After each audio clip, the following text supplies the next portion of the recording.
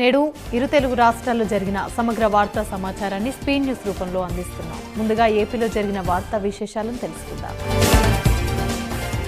ఏపీలో అంగన్వాడీల సమ్మె 28వ రోజుకు కొనసాగుతుంది. ప్రభుత్వం ఎస్మా ప్రయోగించినా తమ నిరసనలు ఆపేది లేదని అంగన్వాడీ కార్యకర్తలు తేల్చి చెబుతున్నారు. తమ సమస్యలు పరిష్కరించిన తర్వాతే సమ్మె విరమిస్తామని తెలిపారు. నేటితో అంగన్వాడీల సమ్మె 28వ రోజుకు చేరుకుంది. అంగన్వాడీలతో పాటు సమస్యల పరిష్కారం కోసం మున్సిపల్ కార్మికులు సైతం రోడ్డెక్కారు.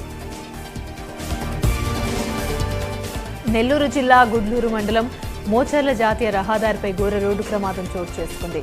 రహదారిపై వెళ్తున్న టీఎస్ఆర్టీసీ బస్సులు లారీ ఢీకొట్టింది. దీంతో ఆర్టీసీ బస్ డ్రైవర్ అక్కడికక్కడే ప్రాణాలు కోల్పోగా మరో 7గురికి తీవ్ర గాయాలయ్యాయి. క్షతగాత్రులను కావలి ఏరియా ఆసుపత్రికి తరలించారు. మిర్యాలగూడ నుంచి తిరుపతికి వెళ్తుండగా ఈ ఘటన జరిగినట్లు ప్రయాణికులు తెలిపారు.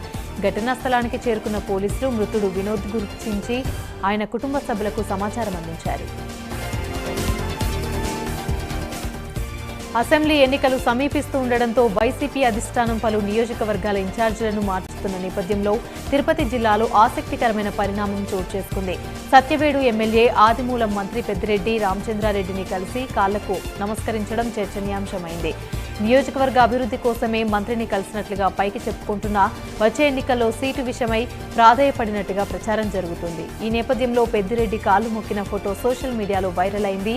ఇక పూతలపట్టు ఎమ్మెల్యే ఎంఎస్ బాబు టికెట్ రాదనే సందేహాన్ని వ్యక్తం చేశారు. కర్నూలు జిల్లా పతికొండ మాజీ నక్సలైట్ పూజారి రాము అలియాస్ భీమనను గుర్తు తెలియని దుండగులు హతమార్చారు. తుగ్గలి మండలం ఆర్ఎస్ పెండేకల్లా పాత రైల్వే స్టేషన్ దగ్గర బండరాయితో కొట్టి హత్య చేశారు. అనంతపురం జిల్లా ఎమ్మెల్సీ పోతుల సునీతకు భీమన్న స్వయాన అన్న. ఈ ఘటనపై పోలీసులు దర్యాప్తు చేస్తున్నారు. మృతదేహాన్ని పోస్టుమార్టం నిమిత్తం ఆసుపత్రికి తరలించారు. తాను పార్టీ మారుతున్నానంటూ జరుగుతున్న ప్రచారంపై వైసీపీ ఎంపీ వేమిరెడ్డి ప్రభాకర్ రెడ్డి క్లారిటీ ఇచ్చారు. నెల్లూరు వైసీపీ నుంచి తానే పోటీ చేయబోతున్నానని వేమిరెడ్డి స్పష్టం చేశారు. ఇలాంటి ప్రచారాలు తనపై చేయడం దారుణమన్నారు. సీఎం జగన్ ఏది చెప్తే అదే చేస్తామని మంత్రి కాకాని తెలిపారు. వైసీపీ గురించి దుష్ప్రచారం చేయడమే టీడీపీ లక్ష్యమని తెలిపారు. చిత్తూరు పూతలపట్టు నియోజకవర్గంలో ఎగువ పాలకూరులో ఉన్న ఎన్టీఆర్ శిలాఫలకాన్ని గుర్తు తెలియని దుండగులు ధ్వంసం చేశారు. ఎన్టీఆర్ విగ్రహాన్ని ధ్వంసం చేసి అదే గ్రామంలో ఉన్న టీడీపీ నేత ఇంటికి చెప్పుల దండ వేసి చీపురు పేడా వేశారు. ఇదంతా ఈ అరాచక ప్రభుత్వ వైసీపీ నాయకుల పని అంటూ టీడీపీ నేతలు ఫైర్ అవుతున్నారు.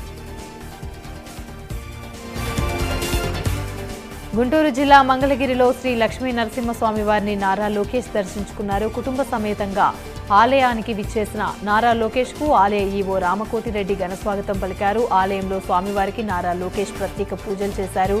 నారా లోకేష్ రాకతో ఆలయ ప్రాంగణమంతా పసుపుమయంగా మారింది. ఏలూరు జిల్లాలోని సిఐటియు ఆధ్వర్యంలో అంగన్వాడీలు నిరాహార దీక్ష చేపట్టారు. అంగన్వాడీలపై ఎస్మా ప్రయోగాన్ని ఉపసంహరించుకోవాలని కోరుతూ నిరాహార దీక్షకు దిగారు. వెంటనే రాష్ట్ర ప్రభుత్వం ఈ నిర్ణయాన్ని వెనక్కి తీసుకోవాలని డిమాండ్ చేశారు. జగన్ పాలన వల్ల రాష్ట్రం సుమారు 30 ఏళ్లు వెనుకబడిపోయిందని టీడీపీ అధినేత చంద్రబాబు అన్నారు. ఆడబిడ్డలను ఆదుకునేందుకు కొత్త చట్టాలను తీసుకొస్తామని అన్నారు. దేశానికి ఆదర్శంగా నిలిచిన డ్వాక్రా సంఘాలను తీసుకుని వచ్చి మహిళల్లో చైతన్యం తీసుకొచ్చామని తెలిపారు. ఎన్నికల్లో గెలిచి అధికారంలోకి రాగానే మహిళలకు ఆర్టీసీ బస్సులో ఉచిత ప్రయాణం కల్పిస్తామని హామీనిచ్చారు. త్వరలో జనసేనతో కలిసి ఉమ్మడి మేనిఫెస్టోను తీసుకొని వస్తామని ప్రకటించారు.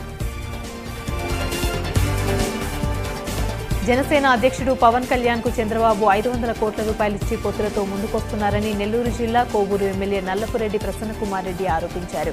ఉమ్మడి నెల్లూరు జిల్లా గూడూరు నియోజకవర్గంలో కోటలో ఆయన మీడియాతో మాట్లాడారు.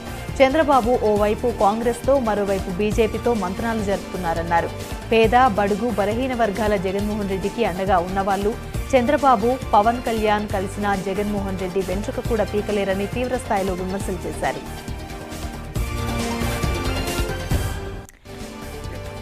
వైసీపీ నేతలు జనసేన గురించి విమర్శలు చేయడం మానేసి తమ పార్టీ నుంచి జారిపోతున్న వారి గురించి పట్టించుకోవాలని నెల్లూరు జిల్లా జనసేన పార్టీ ప్రధాన కార్యదర్శి గునుగుల కిషోర్ సూచించారు.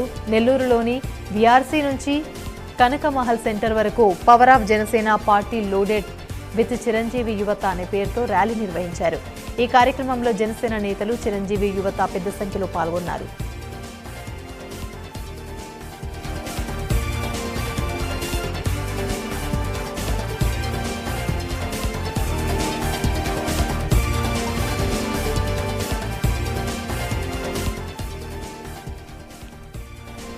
అన్నమయ్య జిల్లా రాజంపేటలో ప్రైమ్ 9 క్యాలెండర్ను ఆవిష్కరించారు. జనసేన పార్టీ కార్యాలయంలో జనసేన టీడీపీ నియోజకవర్గ సమన్వయకర్త అతికర దినేష్ ప్రైమ్ 9 క్యాలెండర్ని ఆవిష్కరించారు. ప్రైమ్ 9 వీక్షకులకు సంక్రాంతి, నూతన సంవత్సర శుభాకాంక్షలు తెలిపారు. ఇలానే ప్రైమ్ 9 ఉన్నత స్థాయికి చేరాలని అతికర దినేష్ ఆకాంక్షించారు.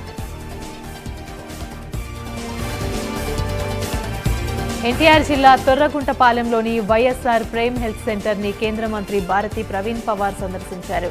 కేంద్ర ప్రభుత్వం నిధులతో నిర్మించిన ఆయుష్మాన్ ఆరోగ్య మందిర్కు వ్యక్తుల పేర్లు పెట్టడంతో ఆమె మండిపడ్డారు. రికార్డులను పరిశీలించి అసహనం వ్యక్తం చేశారు.